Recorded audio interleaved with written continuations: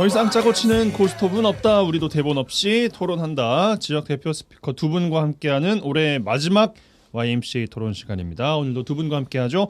여수 순천 YMCA 김대희 김석 사무총장 두 분 어서 오십시오. 네, 안녕하십니까. 네, 반갑습니다. 예, 올해 마지막 시간입니다. 뭐 한 주 또 어떻게 보내셨는지 먼저 김대희 총장께 드릴까요? 네, 그동안 정신없이 1년을 가다가 이번 주에는 좀 조용히 내부 직원들하고 내년도 인사라든가 내년도 예산 최종 점검하면서 조용히 보내고 있습니다. 그런데 그런데 뜻밖에도 제가 좋아하는 배우가 유승균 씨거든요. 유승균 씨 그 사망 소식 듣고 좀 답답하더라고요. 어떻든 우리 사회가 어떻든 국가 권력과 언론이 어떻든 한 사람을 이렇게 비참하게 만들 수도 있구나 하는 걸 느끼면서 24년도 내년에 총선도 있잖아요.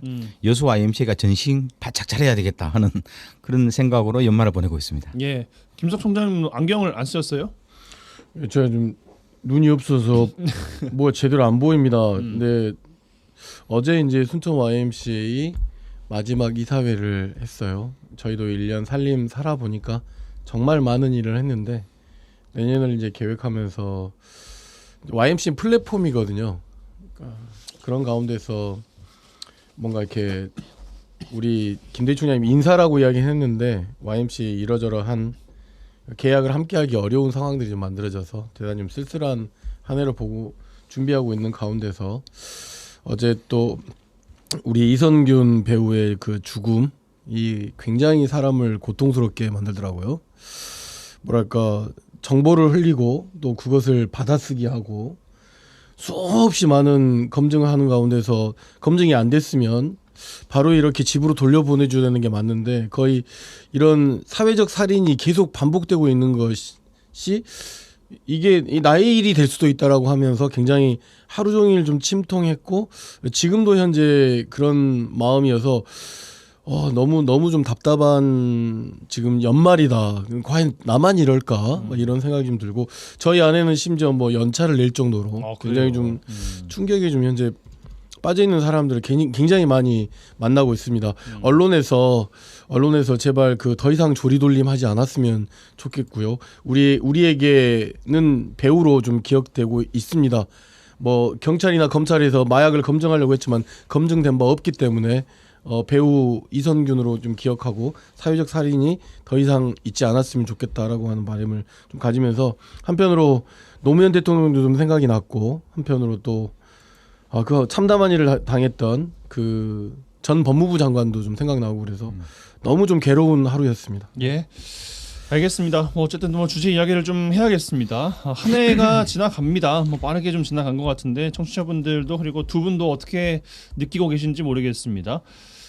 올 한 해 정리해보는 시간을 마련하겠는데 저희가 직접 꼽는 것도 의미가 있겠습니다만 두 분이 여수 순천 지역에 각각 또 어떤 이슈를 좀 꼽으실지도 의미가 있을 것 같아서 좀 미리 좀 말씀을 좀 드리고 부탁을 드렸습니다. 일단 들어가기 전에 올 한 해 소회를 좀 여쭙고 싶은데 일주일간의 근황 이제 말씀 주셨습니다만 어떠셨습니까, 김석 총장님? 네, 올 한 해 정말 일을 많이 했더라고요. YMC 차원에서도 많이 했는데 순천 지역사회에서도 굉장히 많은 일이 있었던 것 같아요. 먼저는 10년 만에 순천만 국제정원 박람회가 개최가 됐고 그리고 그 연관되어 진 것라고 볼 수 있죠. 애니메이션 클러스터랄지 또는 하나 에어로스페이스 단조립장이 순천에 오게 됐다랄지 그다음에 얼마 전에는 또 순천시 신청사가 착공식도 좀 개최가 됐고 네. 그다음에 전남 동부 지역 청사가 또 순천에 개청되기도 했고 또 순천대학교 같은 경우는 글로컬 대학에 좀 선정되기도 했고 그리고 차세대 공공자원시설 관련해서는 갈등 중이고 그 소각장 관련해서는 갈등 중이고 국가정원 관련해서는 노동자하고 갈등 중이고 그러니까 수없이 많은 중요한 이슈들이 사회적으로 나오고 있는 것들은 굉장히 뭔가 살기 좋고 화려해 보이는 순천시라고 볼 수 있겠죠. 그런데 한편에서는 국가정원에서 노동했던 노동자들이 길거리로 내몰리게 되고 또 하나는 지난번 연말에 70대 그 우리 이모 한 분이 고독사하는 곳이 순천인 것이죠. 그러니까 보여지는 화려함 뒤속에 실속은 과연 제일 챙기고 있었나?라고 하는 것들을 좀 돌아보는 그런 한 해였던 것 같고 어쨌든 정말 순천시청 공무원들 그리고 의원님들 또 시민 여러분 모두 다 한 해 고생하셨다는 말씀드리고 싶습니다. 예, 김대희 총장께도 한 해 총평 일단 여쭙겠습니다. 네, 뭐 저희가 뭐 국가 차원이나 아니면 우리 여수 지방 차원이나 이거 옛날에는 다시는 이런 일이 일어나면 안 되겠다. 다시는 이렇게 하면 안 되겠다. 다시는 이런 사람 뽑지 말자. 했던 일들이 여전히 좀 역사가 재반복되는 그런 좀 느낌을 많이 느끼는데요. 그럼에도 불구하고 좀 세상은 서서히 변하고 있더라. 그렇게 두 번, 세 번 잘못된 일을 겪으면서 사람들은 세 번째에는 다시는 이러면 안 되겠다는 느낌들을 가장 뼈저리게 느꼈던 올해 한 해가 아니었는가. 여수시 차원에도 여러 가지 행정도 2, 3년 전, 4, 5년 전에는 이런 행정을 하면 안 되겠다고 했는데 여전히 그런 일이 벌어지고 있는데요. 정부 차원도 마찬가지지만 어떻든 그럼에도 불구하고 그것은 옛날 과거의 그 일은 아니다. 그래서 결국 뭐 비슷하게 생각하는 역사가 되풀이되지만 내부에서 시민들이 또 우리가 얼마만큼 정신을 바짝 차리느냐에 따라서 내용들은 조금씩 변화되면서 진보하고 또 시민들이 원하는 민주적 질서로 서서히 좀 변화되고 있는 것들을 느끼는데요. 그래서 내년에는 더욱더 정신 바짝 차리는 그래서 4년 전에 우리가 후회하지 않았던 또 후회해서는 안 되는 일들을 일어나지 않도록 뭐 내년에도 열심히 마음을 잡고 좀 일해야 되겠다는 느낌이 있는 겁니다. 예, 알겠습니다. 들어가 보겠습니다. 이제 올해의 주요 뉴스 또 어떤 것들을 두 분께서 뽑아 주실지 뭐 이번 주 수요일부터 브리핑 시간에도 우리 동네 지자체 뭐 주요 뉴스 전해드리고 있고 또 어제도 노광규 순천시장과 함께 또 뭐 올해 총 정리를 좀 해봤습니다. 겹치는 것이 있어도 각각은 또 어떤 것을 뽑을지 하는 또 그런 기대감으로 함께 들어주시면 좋겠습니다. 자, 먼저 김대희 총장님 어떤 뉴스를 여수의 첫 번째 뉴스로 꼽으시겠습니까 올해? 뭐지 해도 오늘날 그 관광 여수 누구나 다 한국 사람들이 가고 싶은 곳 제주 못지않게 여수를 이야기하는데요.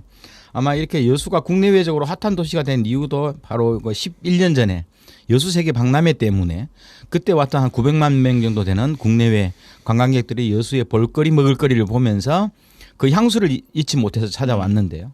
어떻든 이러한 여수를 핫하게 만들었던 주요한 행사였던 여수 세계 박람회가 10년 동안 어떻든 이게 국가 행사였거든요. 정부 행사였다면 정부가 사후 활용을 어떻게 할 것인지 해답을 줘야 되는데 차일피일 미뤄지는 과정 속에서 10년 동안 세계 박람회장은 썰렁한 곳으로 변했고 세계 박람회가 지향했던 이념과 가치는 어느덧 우리 생각 속에서 사라져 버렸는데요. 어쨌든 이러한 여수 시민들의 열망을 받고 작년 10월 달이죠. 작년 10월에 여수 세계 박람회법이 개정이 되면서 올해 5월 16일부터는 어쨌든 해수부가 좀 직접 관리했던 영역에서 벗어나서 여수광양항만공사의 가 직접 좀 운영하는 행태로 변화되면서 시민들은 10년 동안 좀 우리가 사후 활용 문제를 그렇게 기다렸는데 어쨌든 그래도 공공활용이라는 측면 속에서 공공기관이 어쨌든 운영한다는 차원 속에서 좋은 개념으로 바뀌었거든요. 바뀌어서 시민들은 상당히 안도하고 앞으로 그냥 20, 30년 동안 희망을 가지면서 박람회장을 진짜 여수의 자랑거리, 전남 동부 지역의 자랑거리로 만들 수 있겠다는 그런 희망을 가졌던 것이 아마 23년도 올해의 가장 중요한 뉴스가 아닌가. 근데 결론은 좀 실망스러워요. 예. 어떻든 이게 그러면 여수 박람회장이 사후 활용하려면 앞으로 20, 30년 동안 어떤 시설과 어떤 프로그램과 어떤 내용들을 요 안에 설치하고 운영하고 하면서 가야 될 것인가는 공공활용의 밑그림이 나와야 되는데 이게 밑그림도 한 1년은 걸리거든요. 서로 시민들하고 또 이거 운영 주체인 여수광양항만공사가 어떻든 지자체하고 논의하면서 밑그림을 1년 기르기로 했는데 정부도 밑그림을 기르려면 한 30억 정도 예산이 필요하다 그랬어요.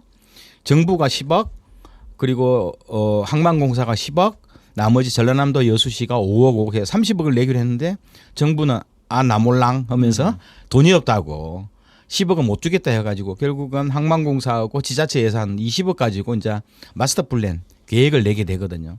아마 이때 이제 여수 시민들이나 전남 동부 지역에 있는 지자체라든가 시민사회 여러 그때 박람회를 11년 전에 같이 운영하고 준비했던 참여했던 주체들이 모여서 아마 좀 논의를 하게 되는데요. 이 과정들이 좀 더 투명하고 공론화되면서 이 마스터 플랜 용역이 제대로 좀 되기를 희망합니다. 예, 알겠습니다. 저희도 뭐 이제 이 주제 가지고 이야기를 함께 나눴던 기억도 나는데 이 주제 관련해서는 뭐 최근에 이제 의회에서 나왔던 지적들 몇 가지 좀 질문을 드리면 그 시와 도와 그다음에 항만공사 간의 협약을 맺었는데 그 협약이 시의회 보고가 먼저 돼야 함에도 보고가 맞죠. 되지 않았다라는 지적이 하나가 있었고 그리고 이제 넘어갔잖아요. 항만공사로 완전히 이관된 상태에서 언제까지 여수시의 돈이 지급이 돼야 될 것이냐. 그러니까 지금은 첫 단계로 용역비에 대한 이야기가 이제 나오고 있는데 여기에 대해서 어떻게 생각하십니까, 김석 총장님? 저에게 물어보는 네, 거예요. 네.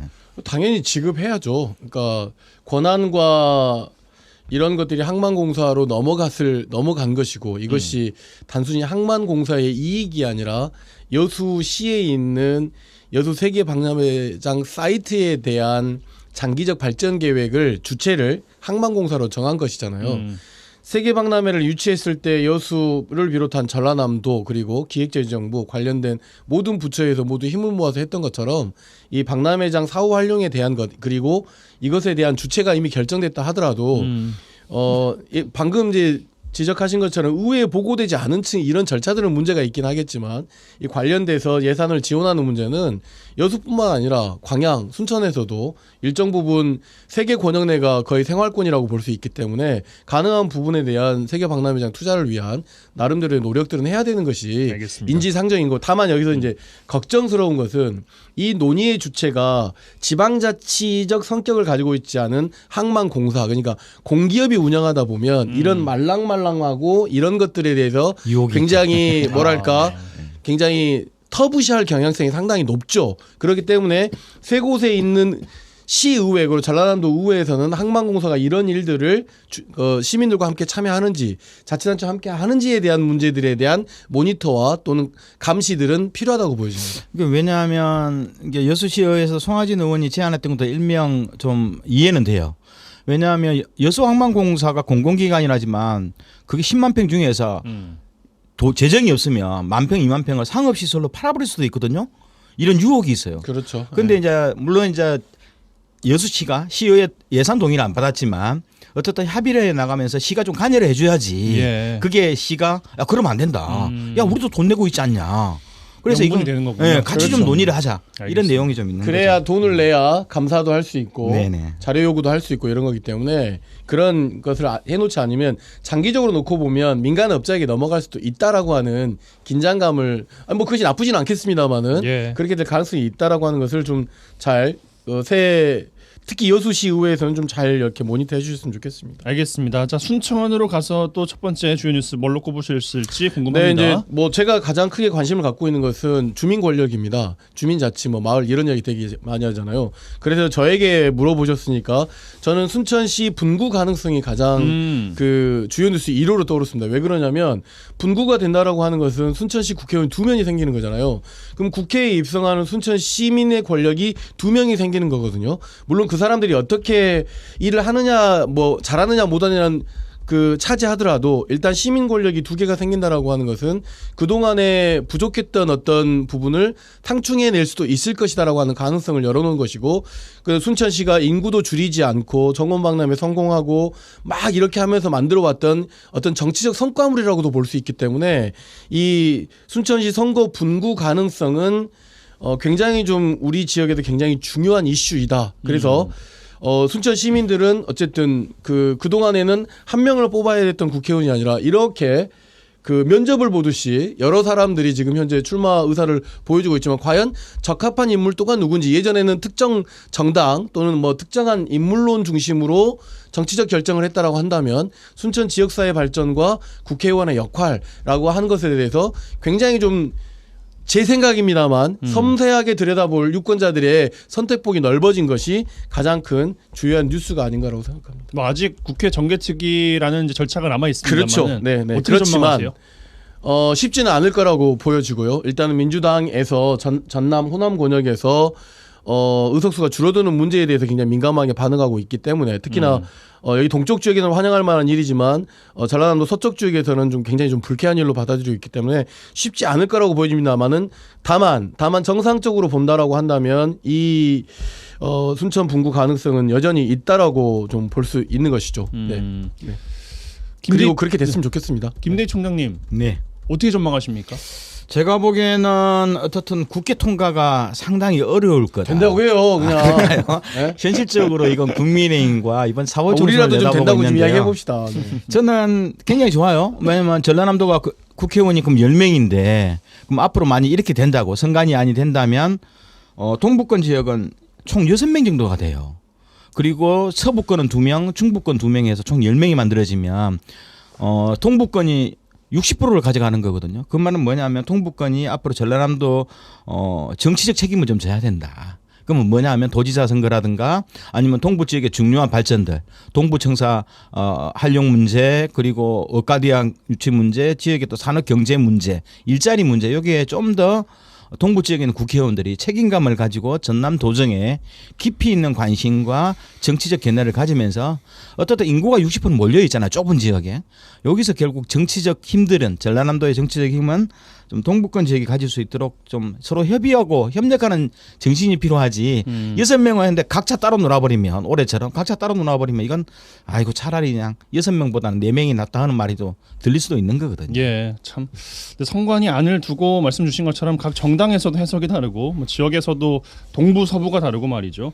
뭐 국민의힘이 유리한 안이라고 했다가 오늘 또 천하람 변호사는 또 탈당을 또 선언했어요. 또 창당 준비 위원장으로 또 가서 과연 순천에 남을지 그런데요. 뭐 이런 것도 이제 좀 지켜봐야 될 대목인데 왠지 창당한다는 건 비례로 갈 수 있다. 뭐 이런 느낌도 좀 보여지는데요. 순천에 뭐 남을지 네. 저희가 다음 주 월요일에 또 인터뷰가 또 예정돼 있기 때문에 뭐 물어보겠습니다만 아무튼 뭐 선관위 안 이제 순천시 분구 가능성이 열렸다라는 것을 순천 1호 뉴스로 또 꼽아주셨습니다.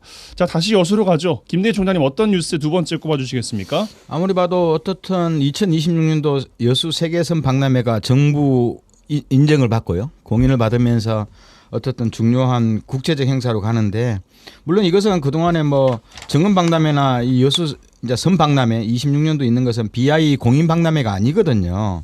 그래서 공인 박람회라면 공식 영문 명칭에서 엑스포를 쓰게 되는데 엑스포 대신 엑스비션이라는 전시회 뭐 이런 개념을 쓰게 되는데 어쨌든 그걸 떠나더라도 여수가 해양 관광 도시 또 다도해 국립공원과 한려 해상 국립공원의 시발점으로서 어떻든 바다와 해양을 중심으로 하는 다양한 비전과 발전들 그리고 현재의 좀 섬에 대한 문화를 주제로 갈 수 있는 흐름들이 있어서 여수 시민들은 다시 좀 희망을 가지는데요.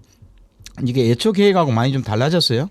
그래서 어떻든 이게 정원 박람회 한 절반 규모, 순천 정원 박람회 한 절반 규모로 진행된다라고 보시는데 뭐 여기에 대한 관심은 많은데 진짜 실상은 준비 상태가 여전히 좀 불리하거든요. 왜냐하면 거의 준비를 안 한 상태. 행사에만 관심이 있지 이게 세계선 박람회의 주제 구현을 어떻게 하고 정신을 어떻게 담아내고 비전을 어떻게 담아낼지 이런 부분들이 좀 아쉬운데 어쨌든 순천 정원 박람회가 성공적으로 잘 마쳤어요. 그래서 여수도 세계선 박람회를 순천의 성공 사례를 보면서 순천이 얼마만큼 순천 시민들과 공무원들이 이거 눈물을 흘리면서 한 5년 6년 실제적으로 10년인데 내용적으로는 4, 5년을 진짜 허리띠 졸라매며 준비했거든요.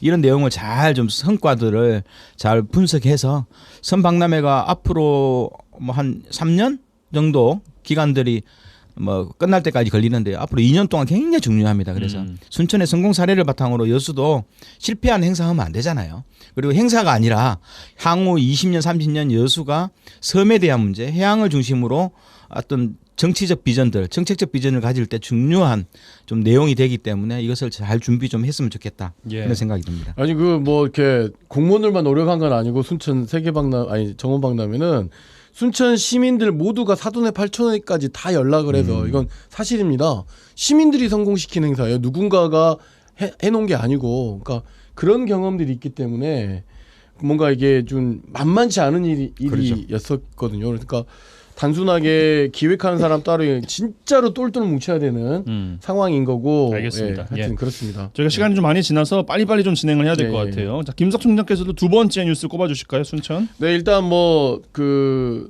순천 소각장과 관련된 지역의 이러저러한 복잡한 지금 현재 문제죠. 지금 어쨌든 입지 선정 과정에 있는데 입지 최종 입지로 선정됐다라고 하는 연양뜰에 살고 있는 주민들의 반발이 굉장히 수그러들지 않고 굉장히 반발의 농도가 굉장히 높아지고 있는 거죠. 근데 일단 순천시는 이 2030년 주암 자원순환센터의 기능이 상실되게끔 되어 있기 때문에 종합적으로 좀 판단해 보면 처리장이 부족한 건 사실이지만 이것이 주민 설득으로 이어지지 못한 문제가 올해 연말까지 해결되지 못한 것도 내년에 넘어가게 됐습니다. 저는 여러 차례 이제 방송에서도 말씀드렸지만 반대하는 사람들은 다 반대하는 데 이유가 있는 거거든요.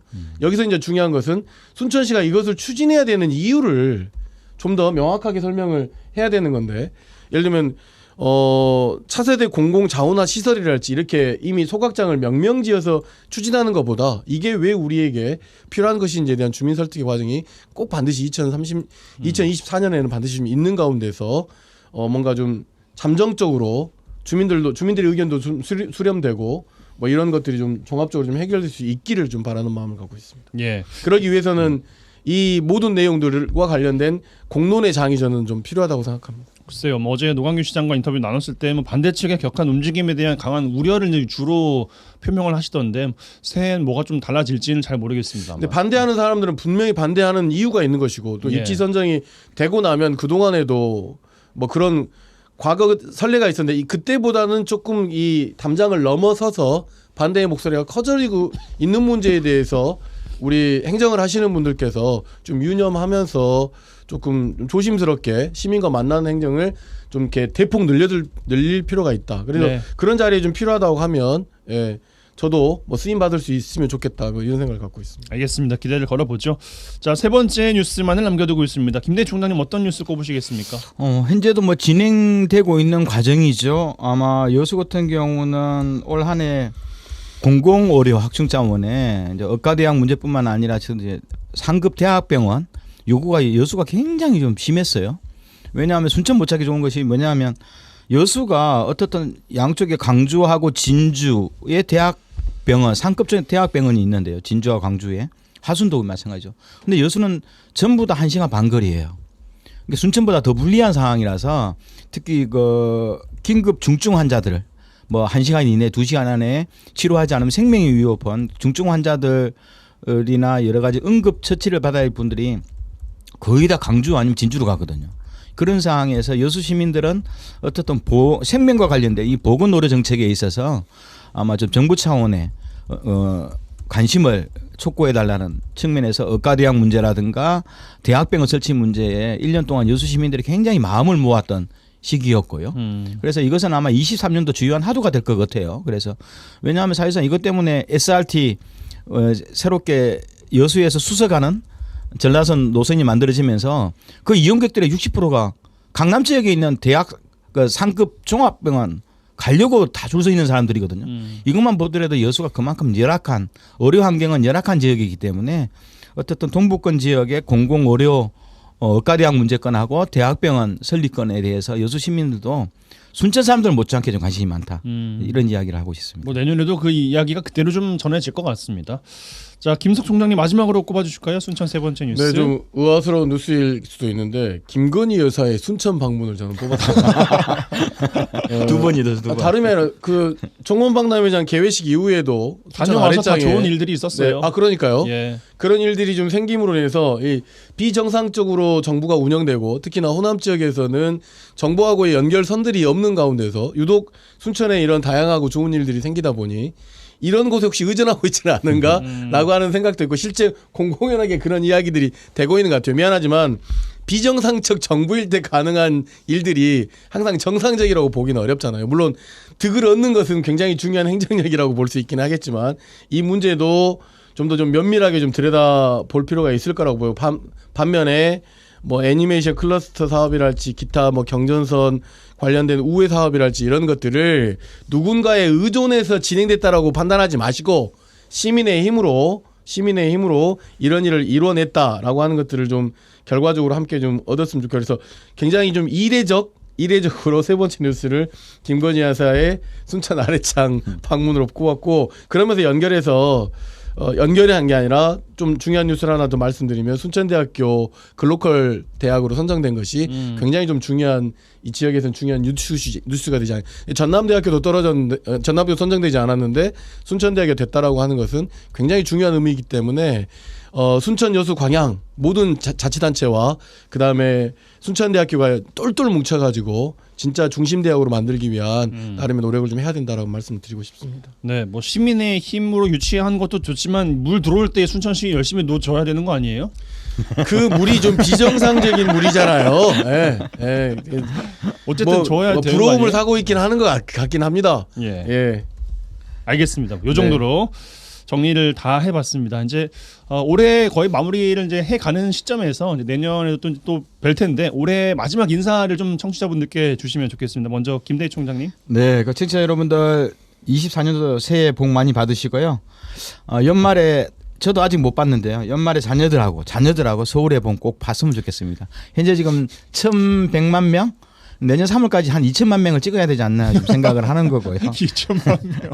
왜냐하면 저는 대학교 1학년 때 저는 87학번이니까요. 이 서울의 봄 여행을 하도 저희들이 많이 고민했는데 영화가 너무 좋습니다. 못 보신 분들은 꼭 20대, 10대 후반과 20대 자녀들하고 손잡고 영화를 보시는 것이 내년도에 국가 중권을 가지고 있는 주인공인 국민 권력이 어떻게 좀 새롭게 자리하는지 좋은 내용이 아마 서울의 봄을 보시면서 아마 자녀분들하고 정치 이야기 꼭 같이 했으면 좋겠습니다. 김석 총장님. 네, 제가 올해 참 그 머리가 흰머리가 많다 보니까 제 나이보다도 더 많이 보시는 분들이 많더라고요. 굉장히 우울했습니다. 네, 그럴 때마다. 근데 이제 곰곰이 생각해 보니 나이가 50이 되니까 갱년기에 접어든 것 같아요. 갈수록 눈물도 많아지고 어떤 사안이 다리닥치면 덜컥 겁도 나고 막 그런 것 같아요. 서두에도 말씀드렸지만 그 우리 배우 이성균 배우의 죽음이 저에게 주는 충격이 너무 지금도 큽니다. 그래서 그럼에도 불구하고 2024년 같이 함께 희망을 좀 꿈꿨으면 좋겠고 희망이란 나무를 좀 심어서 진짜 비틀어진 민주주의 바로 세우고 비정상적 사회 바로 세우는 굉장히 중요한 일에 시민 모두가 좀 참여해 주시고 그리고 하나만 더 부탁드리겠습니다. 지역에 좋은 정치인 그다음에 좋은 뭐 시장 좋은 시의원들도 다 좋은데 지역에 든든하게 있는 NGO들 많이 후원해 주십시오. NGO들이 시민단체가 무슨 일 하고 있냐 뭐 비난 비평 다 좋습니다만 그래도 지속 가능성을 유지하도록 많이 후원해 주시면서 회초리 들어주시면 고맙겠습니다. 알겠습니다. 자, 지역 대표 스피커 두 분과 함께하는 YMCA 토론은 내년에도 이어집니다. 두 분 올 한 해 고생 많으셨고요. 갑진년이더라고요. 내년이 2024년에 다시 뵙겠습니다. 고맙습니다. 네, 새해 복 많이 받으십시오. 새해 복 많이 받으십시오.